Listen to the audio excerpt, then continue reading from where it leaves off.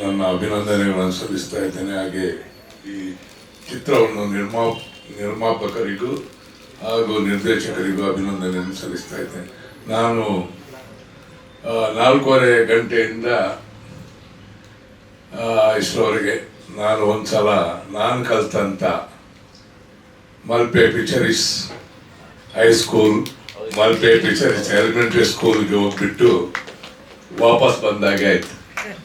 ಈ ಅನುಭವವನ್ನು ನಾನು ಕೂಡ 7ನೇ ಕ್ಲಾಸ್ನಲ್ಲಿ ಕಲಿಯುವಾಗ ನಮ್ಮ ಹೆಡ್ ಮಾಸ್ಟರ್ ಆವಾಗ ಒಂದು ವಿದ್ಯಾರ್ಥಿ ಪರಿಷತ್ ಅಂತೇಳಿ ಮಾಡಿ ಅದಕ್ಕೆ ನನ್ನನ್ನು ಚೀಫ್ ಮಿನಿಸ್ಟರ್ ಆಗಿ ಮಾಡಿದ್ದಾರೆ ಆ ಟೈಮ್ನಲ್ಲಿ.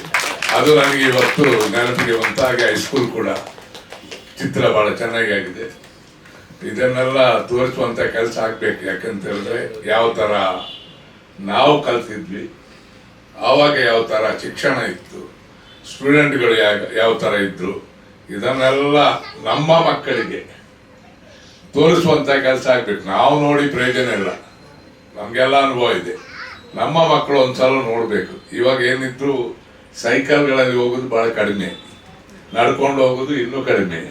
ಇವಾಗ ಏನಿದ್ರು ನಾವು ಮಕ್ಕಳನ್ನು ವೆಹಿಕಲ್ ಅರೇಂಜ್ ಮಾಡ್ತೇವೆ, ಮನೆ ಹತ್ರ ತಂದು ಬಿಡ್ತಾರೆ.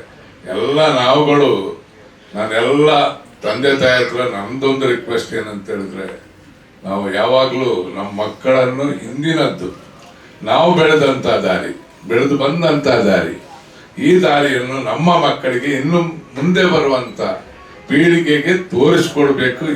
ತೋರಿಸ್ಬೇಕಾದ್ರೆ ಇಂಥ ಸಿನಿಮಾಗಳನ್ನೆಲ್ಲ, ನಾನು ತುಳು ಪಿಕ್ಚರ್ ನೋಡಲಿಲ್ಲ, ನಾನು ಮಧ್ಯಾಹ್ನ ಕನ್ನಡ ಪಿಕ್ಚರ್ ನೋಡಿದೆ. ಇಂಥ ಚಿತ್ರಗಳನ್ನು ನಿರ್ಮಾಣ ಮಾಡಿ ನಮ್ಮ ಮುಂದಿನ ಪೀಳಿಗೆಗೆ ತೋರಿಸುವಂಥ ಕೆಲಸ ಆಗಬೇಕು. ಎಲ್ರಿಗೂ ಕೃತಜ್ಞತೆಗಳು, ಅಭಿನಂದನೆಗಳು.